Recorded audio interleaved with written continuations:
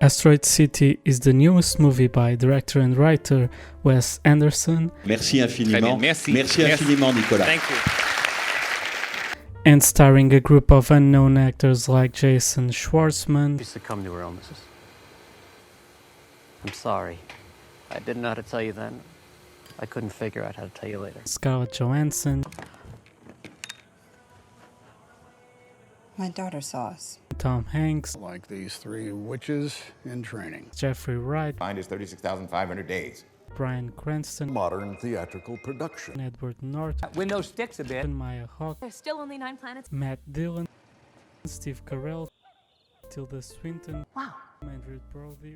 Good. Willem Dafoe. Thinking. Margaret Robbie. Jeff Goldblum.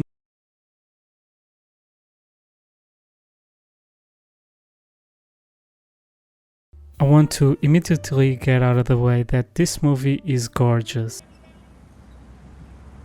How could you? So shouting and crying. Uh-huh. So shout and cry. How could you? Schubert! Schubert! Schubert! Huh? Schubert! Yes. What's wrong? The colors are so much fun, there's a lot of great visual gags.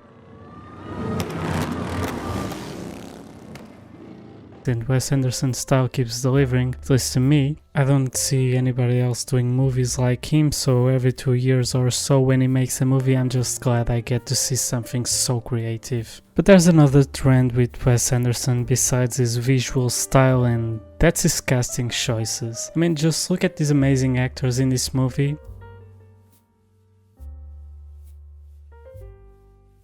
But this is simply too much.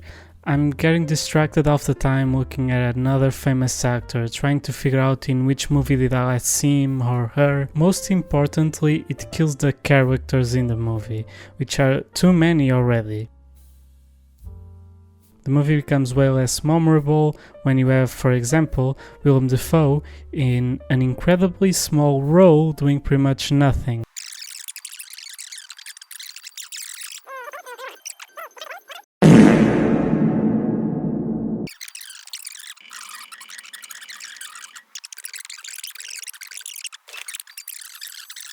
I wanted to get invested in him because it's Willem Dafoe.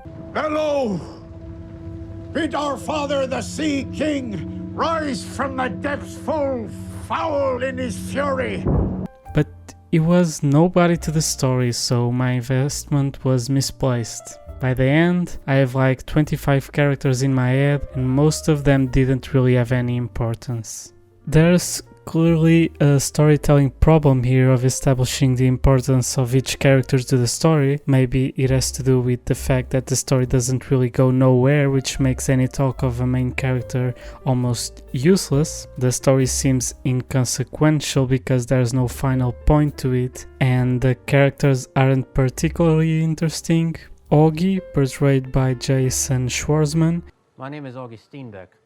is the closest you come to interesting, but he's not even close to enough to carry this movie. His relationship with Midge, portrayed by Scarlett Johansson, Holy Toledo, that's Mitch Campbell. is wooden and hard to understand. Same as Augie's son, Woodrow, portrayed by Jake Ryan, and his relationship with Dinah, portrayed by Grace Edwards,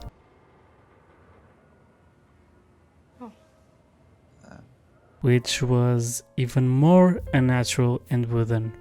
I get that they are the weird geniuses that lack social skills, but at least make them somewhat human. This movie wastes so much talent. There is just no actor here that really gets to shine. None of these performances will be remembered, which feels sad when you have so many good actors working in a movie.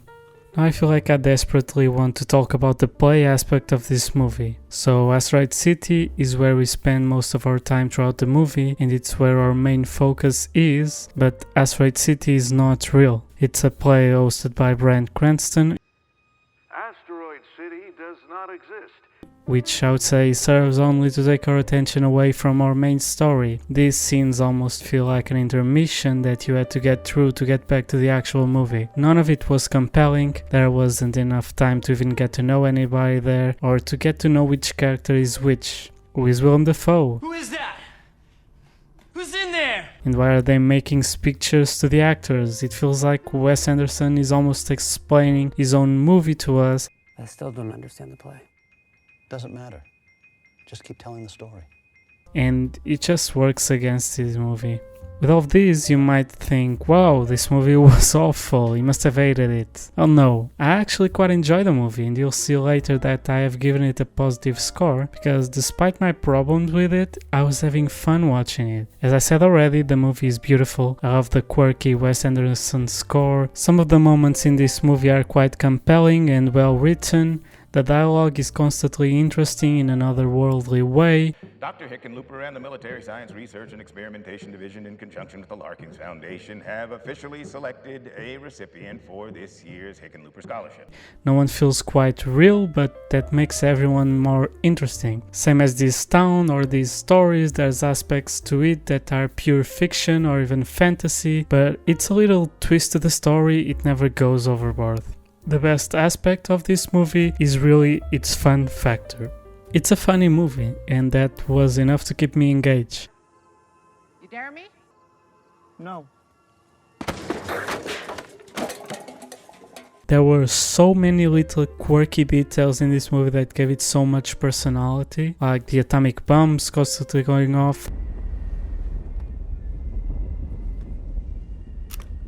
the land plot vending machine, This machine sells land. the three little girls being witches, The spell, Mama comes back alive! God save these bones. the weird little projects done by the genius kids, or the cute alien. It really was enough to entertain me. Asteroid City is a movie that goes really far into style over substance, because you'll have to dig deep to get anything of meaning out of this movie. But if you're up for a fun watch with little attachment and creativity flowing from every scene, you might just enjoy it like I did.